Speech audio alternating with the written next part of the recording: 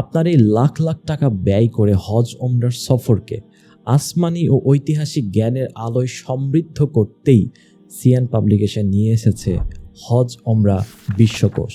এই গ্রন্থে রয়েছে সূচনাকাল থেকে বর্তমান পর্যন্ত পবিত্র কাবাঘর এবং মসজিদে নববীর নির্মাণ ও সম্প্রসারণের ইতিহাস। এছাড়াও মক্কা নগরী এবং মদিনা মুনাওয়ারার অবস্থিত সকল বরকতময় স্থানের সচিত্র মানচিত্র, সেগুলোর ইতিহাস বর্ণনা এবং সেগুলোর কোন জায়গায় কি করণীয় এবং কি বর্জনীয়।